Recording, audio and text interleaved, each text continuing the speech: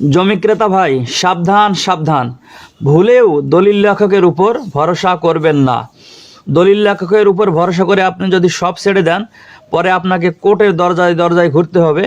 তখন আপনার পায়ের জুতাও ক্ষয় হবে, পকেটের টাকাও নষ্ট হবে। তো টাকা ও দলিল যেহেতু আপনার,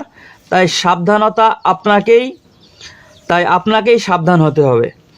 তো কিভাবে সাবধানতা অবলম্বন করবেন এ বিষয়ে আমি আলোচনা করতেছি। তার আগে একটি অনুরোধ, ভিডিওটি আপনারা শেয়ার করে রাখবেন। শেয়ার করে রাখলে পরবর্তীতে জিনিসগুলো দেখতে পারবেন। দেখেন কি হয়, দলিল লেখকেরা দলিল লেখার সময় দলিলে নানান কিছু ভুল ত্রুটি করে ফেলে তাড়াহুড়া করার কারণে। আর এই ভুল ত্রুটির কারণে আপনার অনেক সমস্যা হবে। তো এই ভুল ত্রুটি থেকে বাঁচার জন্য আপনি কি করবেন, কিভাবে সাবধানতা অবলম্বন করবেন? 1 নম্বর হচ্ছে 4-5 দিন আগেই দলিল লিখুন।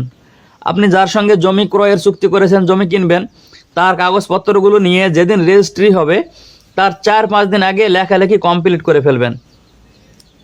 2 নম্বর কাজ কি, বারে বারে মিলিয়ে দেখুন আপনার জমি বিক্রেতা যেই দলিল খতিয়ান দিয়েছে সেগুলোর সাথে আর দলিলে যেটা লেখা হয়েছে সেটার সাথে বারে বারে মিলিয়ে দেখেন যে দাগ নম্বরে ভুল হয়েছে কিনা, খতিয়ান নম্বরে ভুল হয়েছে কিনা, মৌজার নামে ভুল হয়েছে কিনা, বিক্রেতার নামের ভুল হয়েছে কিনা, বানানে ভুল হয়েছে কিনা। অনেক সময় কি করে, বিক্রেতার জায়গাতে বাপের নাম লিখে দেয়, বাপের জায়গাতে বিক্রেতার নাম লিখে দেয়।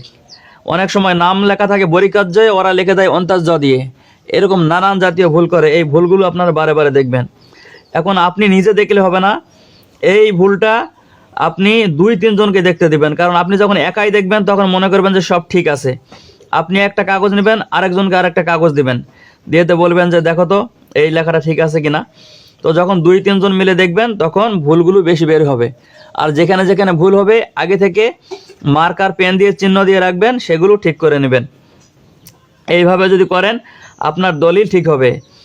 অন্য জায়গাতে কম বেশি হলে সমস্যা নাই, কিন্তু যখন জমি কিনবেন সেখানে 100-এর মধ্যে 100 সঠিক হতে হবে।